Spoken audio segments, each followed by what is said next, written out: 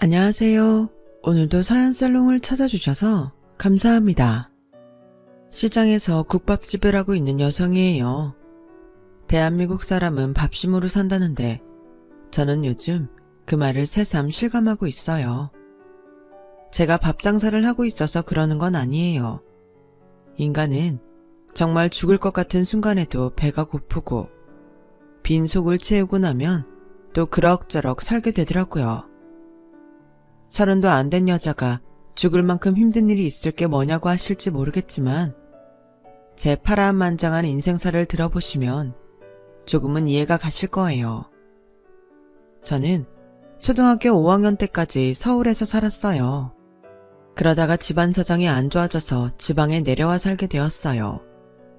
저희 아빠는 을지로에서 공장을 하셨는데 경영 악화로 힘들어 하시다가 결국 빚 때문에 공장을 접어야 했어요. 17살 때부터 그 공장에서 기름밥을 먹고 살았던 아빠였기에 상심은 더 컸어요. 제가 초등학교에 들어가던 해, 그 공장을 인수할 때만 해도 아빠는 꿈에 부풀어 있었어요. 혜윤아, 아빠가 드디어 사장님이 됐다. 오늘부터 이 공장은 아빠 거야. 앞으로는 눈치 안 보고 아빠 공장에 찾아와도 돼. 혜연이도 좋지? 저를 안아들고 몇 번이나 허공에 띄워주며 환하게 웃던 아빠 얼굴이 아직도 선해요. 사장이 된다는 게 정확히 어떤 건지 몰랐지만 아빠가 좋아하니까 그냥 좋은 거겠구나 생각했었죠. 하지만 이후로 아빠 얼굴에서 그런 웃음은 볼 수 없었어요. 아빠가 인수하던 시점에 이미 을지로 상권은 상당히 무너져 있었고 아빠 공장도 상황이 안 좋아지기는 마찬가지였으니까요. 아빠는 전 사장한테 속아서 공장을 인수했던 거예요. 저희 아빠가 너무 순진했던 거죠. 그래도 아빠는 어떻게든 공장을 살리려고 열심히 일을 했지만 주문이 들어오지 않는데 별 수 있나요? 거기다 전 사장이 여러 군데 미수금을 깔아놔서 그 돈을 갚느라 더욱 힘들었어요. 그렇게 5년 가까이 공장을 운영해오던 아빠는 은행의 사금융에 손을 벌리게 되었고 그러다 결국 파산을 하게 되었죠. 그렇게 우리 세 식구는 야반도주를 하다시피 시골로 도망을 쳤어요. 저희 식구가 간 곳은 아빠의 먼 친척집이었어요. 빚쟁이들이 찾아올까봐 본가로는 갈 수 없어서 그 집으로 가게 되었죠. 비록 촌수는 멀어도 어릴 때부터 학교를 같이 다닌 덕에 가까운 사촌들보다 더 아빠랑 친하게 지내는 분이었어요. 우리 식구는 그 집 문간방에 얹혀 살면서 밭일도 돕고 농사도 돕고 과수원 일도 도왔어요. 아빠의 친척분과는 달리 그 집 아주머니는 저희 식구들을 달가워하지 않았어요. 당연한 일이죠. 돈 한 푼 안 내고 빌부터 사는데 어떻게 반길 수 있겠어요. 그래도 농번기 때는 농사일을 돕는다는 이유로 눈칫밥은 덜 먹었는데 한겨울 농사일이 없을 때는 정말 눈치가 보이더라고요. 그렇게 그 집에서 산 지 3년쯤 되었을 무렵이었어요. 아빠는 전날 친척분과 마을회관에서 동네 사람들과 술을 드시고 안 들어오셔서 엄마랑 둘이 잠을 잤던 날이었어요. 잠결에 부스럭거리는 소리가 들리긴 했는데 외풍 때문에 추워서 꼼짝도 하기 싫더라고요. 그래서 이불을 뒤집어 쓰고 있다가 그대로 잠이 들었죠. 얼마나 잤을까요? 눈을 떴는데 방 안이 어지러져 있더라고요. 마치 도둑이 든 것처럼 말이죠. 순간 놀라서 방 밖으로 뛰쳐나가 도둑이야! 소리를 쳤어요. 그 소리에 안채에서 달려나온 아주머니가 빗자루를 들고 도둑놈 어디냐고 소리치셨죠. 그렇게 아주머니랑 온 집안을 살피며 돌았는데 도둑 머리카락도 안 보이더라고요. 너 거짓말한 거냐? 도둑이 어딨어? 코빼기도 안 보이는데. 아니에요. 저희 방에 분명히 도둑이 들었어요. 못 믿겠으면 같이 가서 보세요. 저는 아주머니를 이끌고 저희 방으로 갔어요. 방 안을 한참 살피던 아주머니는 저를 힐끔 보시더니 그러더군요. 이놈의 옆였네. 알뜰이도 챙겨서 나갔네. 네 엄마 자식도 남편도 다 내팽개치고 도망갔나 보다. 아우, 독한 년. 아니에요. 아줌마가 뭘 한다고 그러세요. 우리 엄마 그런 사람 아니에요. 말은 그렇게 했지만 저도 엄마에 대한 소문은 들어서 알고 있었어요. 과수원집 둘째 아들이랑 비닐하우스에서 미리를 한다거나 읍내에서 팔짱을 끼고 다니는 걸 봤다거나 하는 소문들이었죠. 그래도 아빠랑 저를 버리고 도망을 칠 줄은 몰랐어요. 뒤늦게 집에 돌아온 아빠는 어지러진 방안을 보고 그 자리에 주저앉으셨어요. 아빠도 알고 있었던 것 같았어요. 엄마가 우리를 버릴 거라는 걸요. 아주머니한테 얘기를 들어보니 그날 친척 아저씨랑 늦은 시간까지 술을 마신 것도 저희 엄마 때문이라고 하더군요. 이미 동네에 소문이 퍼질 대로 퍼진 상황이라 아빠도 모를 수가 없었을 거예요. 그 낌새를 채고 엄마는 남자랑 도망을 친 거였죠. 엄마가 집을 나간 이후 아빠는 전과는 완전 다른 사람이 되었어요. 말수도 줄고 어깨도 축 처진 게 세상을 다 잃은 사람 같았죠. 평소 저희 식구한테 눈치를 주던 아주머니도 이런 아빠의 모습에 전보다 많이 사근해졌어요. 종종 찌개며 국도 끓여다 주시곤 했고요. 저 역시 아빠 앞에서는 전보다 더 밝은 척 웃고 떠들고 했지만 아빠는 좀처럼 웃지 않으시더라고요. 그리고 그해 겨울 아빠는 하늘나라로 가셨죠. 자신의 선택이었어요. 저만 덩그러니 남겨둔 채로요. 어린 나이에 서울에 올라와 배운 거 없이 온갖 고생을 다하며 살았던 아빠한테 엄마는 첫사랑이었어요. 평소 저희 엄마 행실을 잘 아는 주변 사람들이 극구 반대했지만 아빠는 엄마를 택했고 결국 버림을 받은 거죠. 그리고 그 충격은 제가 생각하는 것보다 더 컸던 모양이에요. 그러니 하나뿐인 딸을 두고 독한 마음을 먹었겠죠. 아빠가 돌아가신 이후 저는 그 집에서 나왔어요. 한동안 친가에서 지냈는데 몇 년 버티지 못하고 중학교를 졸업하고는 집을 나오게 되었어요. 친할머니는 저를 볼 때마다 지 엄마 닮아서 새끼가 흐른다는 둥, 비가 더럽다는 둥, 온갖 독한 말을 퍼부어댔고 당신 아들 잡아먹은 년 딸이라고 매질도 했어요. 그런 구박을 받으면서도 저는 그 집에 붙어 있어야 했어요. 어디에도 갈 곳이 없었으니까요. 그런 제가 기댈 곳은 당시 사귀고 있던 남자친구뿐이었어요. 바로 제 남편이었죠. 남편은 저보다 2살 위로 제가 다니던 중학교 선배였어요. 전교 1등에 얼굴도 잘생겨서 인기가 좋았죠. 당시 남편은 고등학생이었는데 자신이 힘이 없어서 저를 돕지 못하는 걸 가슴 아파했어요. 그러다 제가 중학교를 졸업하고 집을 나오자 저를 자기 집에 데려가 주었죠. 남편은 시장에서 국밥집을 하는 홀어머니랑 살고 있었는데 어머님께 제 사정을 말하고는 같이 살게 해달라고 부탁을 드렸어요. 안 그러면 저랑 집을 나가겠다고요. 어머님은 한숨을 푹푹 쉬시고는 주먹으로 가슴을 퍽퍽 치셨죠. 왜 아니겠어요. 동네 자랑이었던 아들이 여자애한테 빠져서 집을 나가겠다는데 하늘이 무너지는 심정이었겠죠. 결국 어머님은 저를 받아주기로 하셨어요. 내 아들 때문에 내가 널 받아주기는 하는데 이거 하나는 약속해라. 성인이 될 때까지는 절대 둘이 몸은 섞지 마. 네가 앞길 창창한 내 새끼 인생 망치려 들면 나 가만히 안 있는다. 명심해. 말 그대로 울며 겨자 먹기로 저를 받아들인 어머님은 혹여 우리 둘이 나쁜 짓을 할까봐 붙어 앉아 있는 것만 봐도 눈을 치켜뜨셨어요. 그렇게 남편 집에서 살게 된 저는 공짜밥을 먹고 사는 게 눈치가 보여서 어머님을 따라 가게에 나가 일을 시작했어요. 처음에는 걸리적거리지 말고 저리 가라고 소리치던 어머님은 제가 제법 눈치껏 서빙도 하고 잔심부름도 하다 보니 조금씩 제게 일을 맡기기 시작하시더라고요.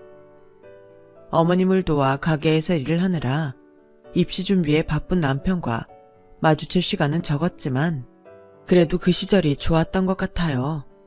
어머님 몰래 남편이 초콜릿도 사서 주머니에 넣어주고 단어장에 영단어도 적어서 쥐어주곤 했거든요. 고등학교 들어가기 싫으면 검정고시라도 쳐. 네 미래도 생각해야지. 요즘 세상에 중졸로 어떻게 사니? 그러니까 단어 공부 틈틈이 해. 내가 대학 들어가면 너 과외해 줄 테니까. 자기도 힘들면서 제 생각을 해주는 남편이 그렇게 고마울 수가 없었어요. 부모한테도 버려지고 친척들한테마저 손가락질 받고 살던 저는 아껴주는 건 남편뿐이었으니까요. 저는 어머님 국밥집에서 일을 하면서도 남편이 만들어준 단어장을 손에서 놓지 않았어요. 남편한테 부끄럽지 않은 사람이 되려고 일이 끝난 뒤에도 남편이 보던 교과서와 자습서를 가지고 공부를 했어요.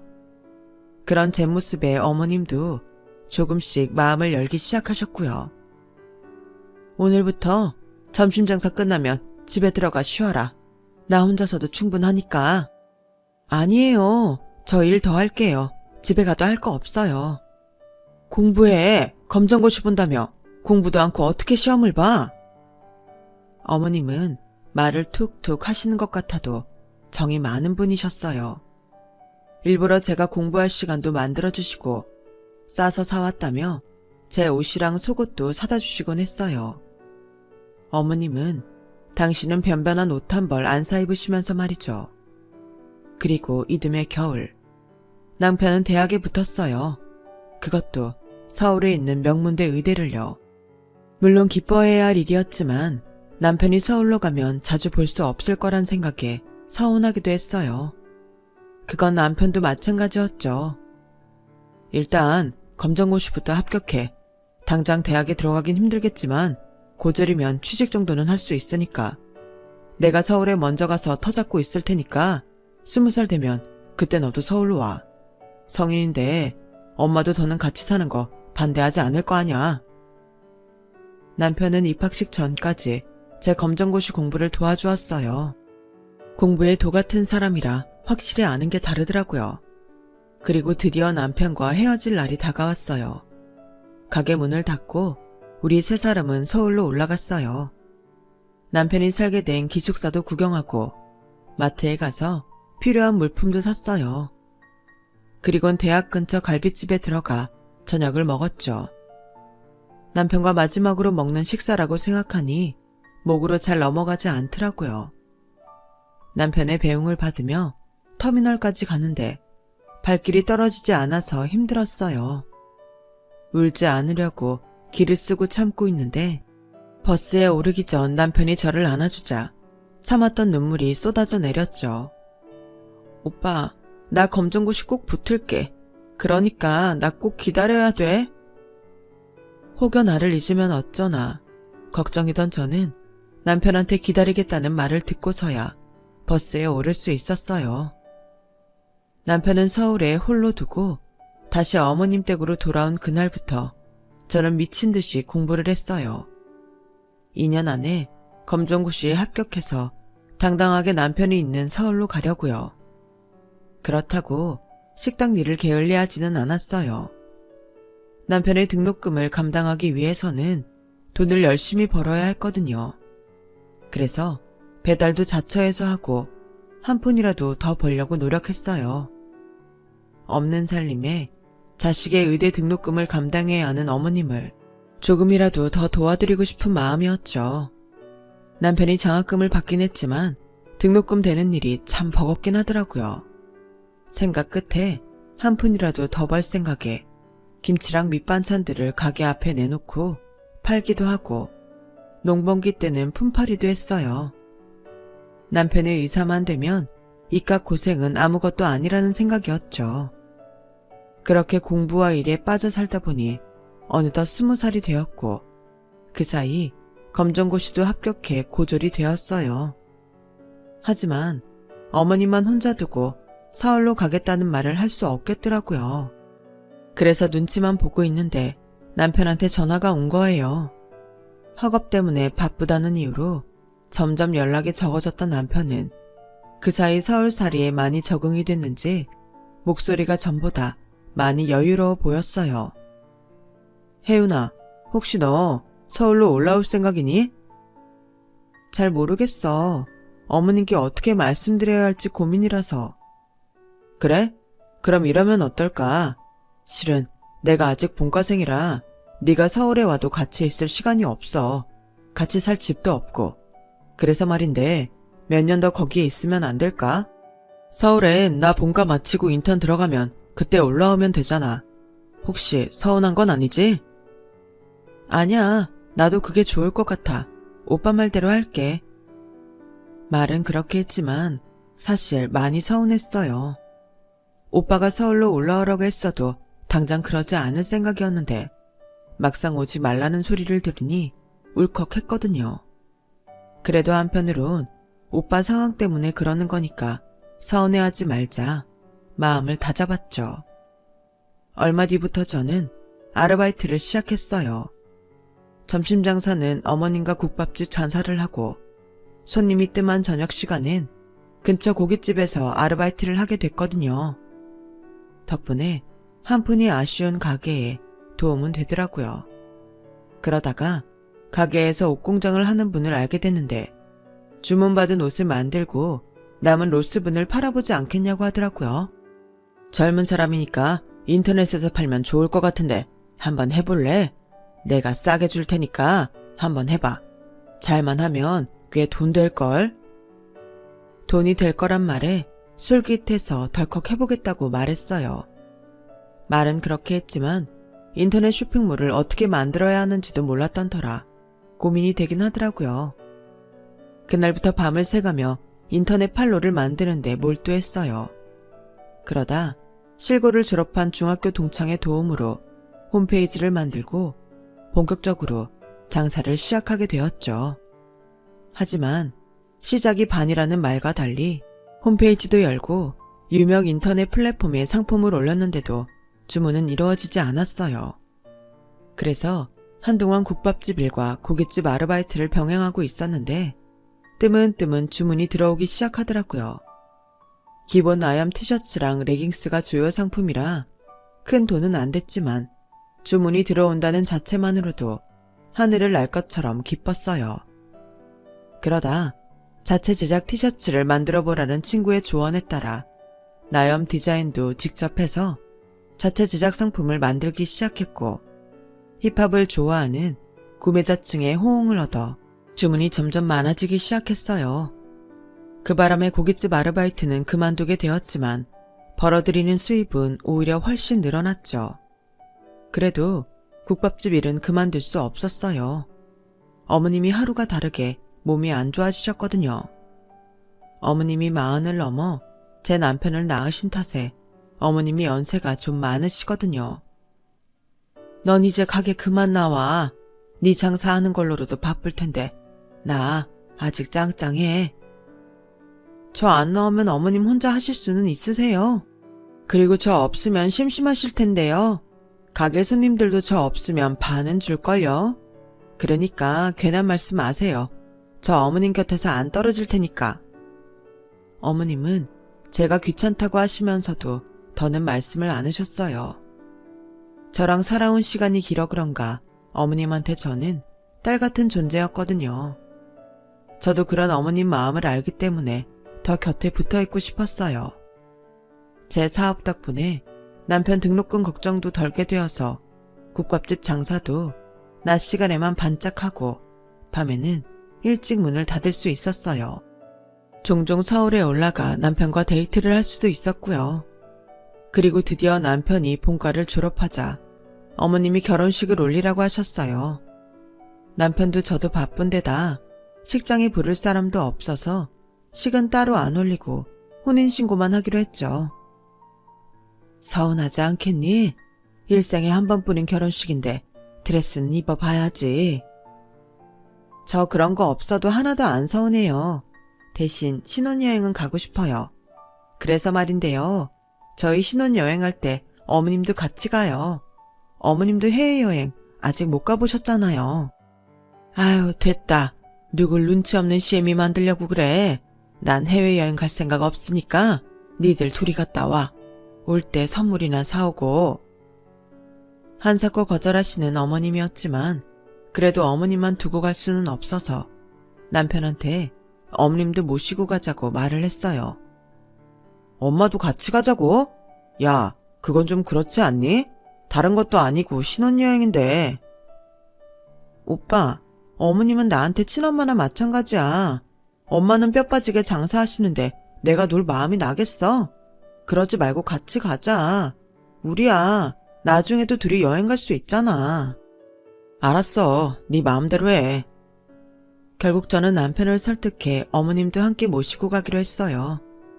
어머님과 함께 여권 사진을 찍고 난생 처음 여권과에 가서 여권을 만들었어요. 여행 날짜가 다가올 때까지 공항이랑 호텔, 물건을 살 때 필요한 회화 공부도 했고요. 쇼핑몰 일은 저랑 같이 일하는 동창한테 맡기고 3박 4일간 태국으로 신혼여행을 갔어요. 처음엔 안 가시겠다고 빼던 어머님은 저희보다 더 좋아하시더라고요. 난생 처음 태국 마사지를 받아본 어머님과 저는 마사지 맛에 빠져서 한국으로 돌아오는 날까지 매일 마사지를 받았어요. 한국 돈으로 2만 원도 안 하는 마사지였지만 그렇게 시원할 수가 없더라고요. 신혼여행에서 돌아온 후로도 어머님은 종종 태국에서 받은 마사지 얘기를 하셨어요. 국밥집을 찾는 손님들한테도 자랑을 엄청 하셨죠. 우리 며느리가 나 아니면 신혼여행을 안 가겠다는데 어떡해.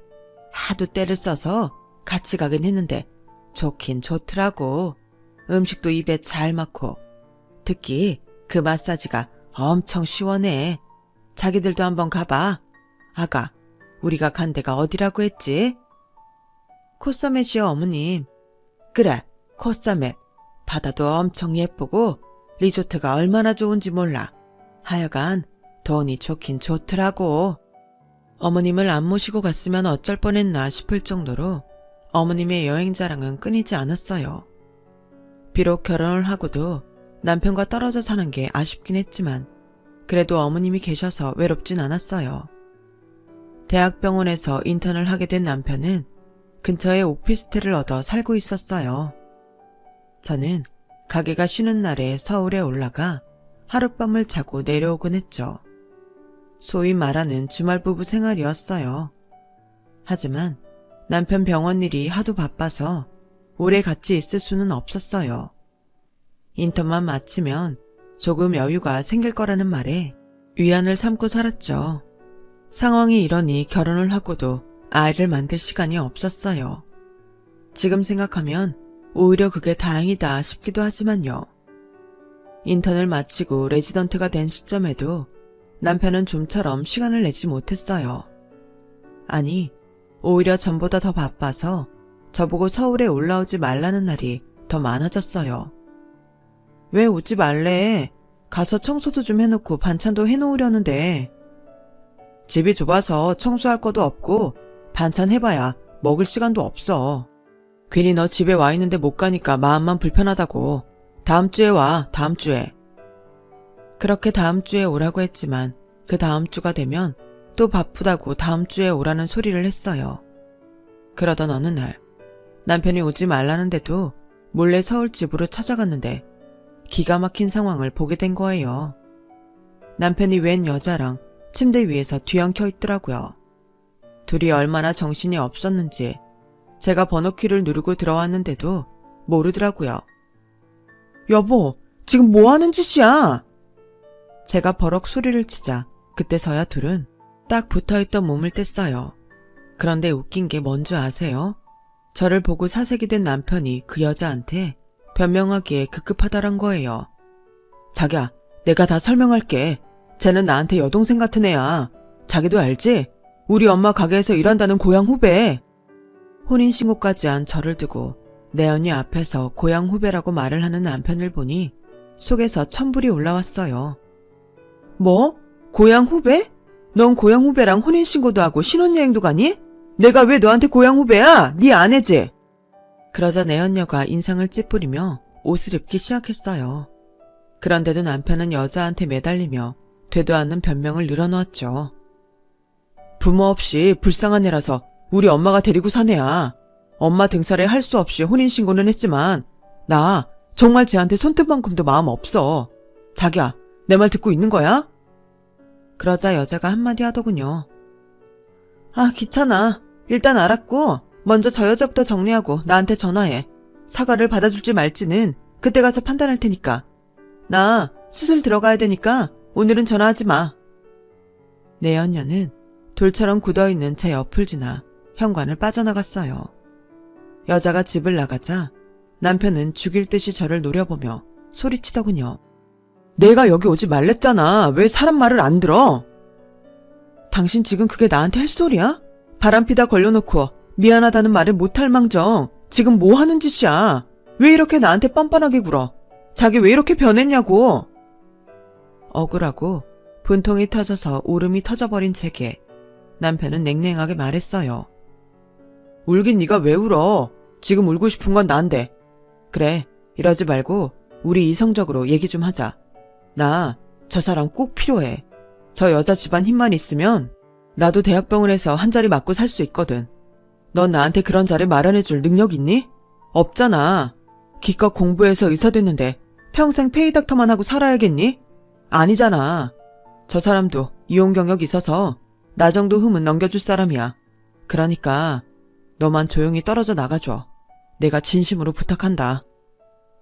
용서를 비는 대신 남편은 제게 이혼을 요구했어요. 그 사실을 알고 어머님이 부랴부랴 서울로 올라오셨지만 남편은 요지부동이었죠. 어머님이 이혼만 했다간 부모 자식 연을 끊겠다고 하시는데도 남편은 표정도 안 바뀐 채 그러라고 말할 정도였죠. 정말 미친놈 같았어요. 내가 알던 내 남편이 아닌 것 같더라고요. 여자한테 미치면 저럴까? 아니, 권력 욕심이 생기면 저런 걸까? 아무리 남편을 이해해 보려고 해도 도무지 안 되더라고요. 그 후로 3개월 동안 남편은 수시로 시골집에 내려와 제게 이혼을 강요했어요. 그럴 때마다 어머님이 빗자루로 남편을 때리고 설거지물을 끼얹었지만 남편은 눈도 깜박 안 했죠. 그 꼴을 보니 이미 변해버린 남편한테 저도 마음이 떠나더라고요. 그래서 이혼을 결심했어요.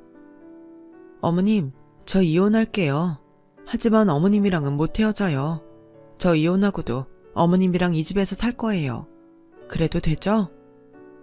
어머님은 울먹이시며 조금만 더 참아보라고 애원하셨지만 더는 그러기 싫더라고요.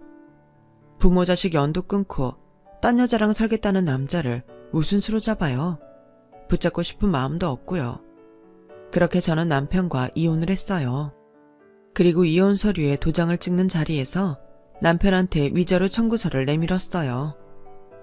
이거 그동안 너 의대 보내느라 들어간 돈이랑 너 집 해주면서 들어간 돈이야.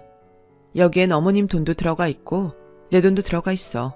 이거 다 내놔. 어머님도 너랑 연 끊고 사신다니까 그렇게 알고. 참, 난 앞으로도 어머님이랑 같이 살 거야. 그러니까 집에는 얼씬도 하지 마. 알았어. 암튼 고맙다. 이 돈은 내가 대출받아서 처리해줄게. 그리고 그동안 고마웠다. 고마워? 뭐가 고마워? 너같이 인간 같지 않은 놈 뒷바라지하고 살아줘서 고맙니? 아니면 병신같이 네 말만 철석같이 믿고 살아줘서 고맙니? 너 벌 받을 거야. 하늘이 벌 안 주면 나라도 벌 줄 테니까 각오하라고. 네가 무슨 수로 벌을 줄 건데 그럴 능력은 되니? 내가 오늘부터 너 그 여자한테 처참하게 버림받으라고 기도할 거다, 이 자식아. 내가 받은 상처 수십 수백 배로 상처받으라고 정한수 떠놓고 빌 거라고. 그때 돼서 죽어라 후회해, 이 개새끼야.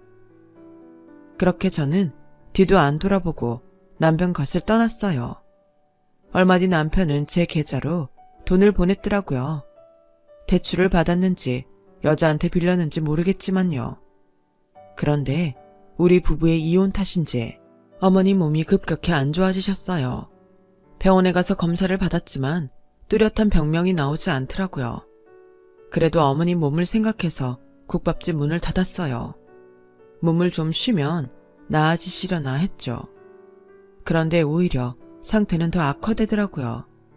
도저히 안 되겠다 싶어 남편한테 전화를 했더니 이미 끝난 사이에 왜 전화를 했냐며 연 끊은 부모한테 관심 없다며 오히려 화를 내고는 전화를 끊더군요. 차마 그 말을 어머님께는 할 수 없었어요. 몸이 안 좋아지시면서 마음까지 약해지신 분께 그런 상처를 드릴 수 없었으니까요. 그렇게 시간은 흘러 어머님 상태는 점점 더 안 좋아졌고 저희는 병원 셔틀을 돌듯 이 병원 저 병원을 다니며 검사를 했어요. 그러다 드디어 병명을 알게 되었죠. 복마감이었어요. 이미 전이가 된 상태라 손을 쓸 수도 없다고 하더군요. 3개월 이상 살기 힘들 거라고요.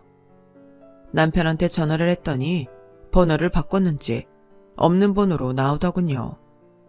그래서 병원으로 찾아갔더니 만나주지도 않았어요. 그리고 2개월 뒤 어머님은 주무시던 중에 조용히 세상을 떠나셨어요. 가게 단골들 도움을 받아 장례를 치르는데 그렇게 눈물이 나더라고요. 평생 늦둥이 아들 하나 바라보고 고생하신 어머님이 너무 가여워서 그랬던 것 같아요. 병 나으면 다시 코사멧에 가서 태국 마사지 받자고 약속했는데 그 약속도 이젠 지킬 수 없게 되었으니까요.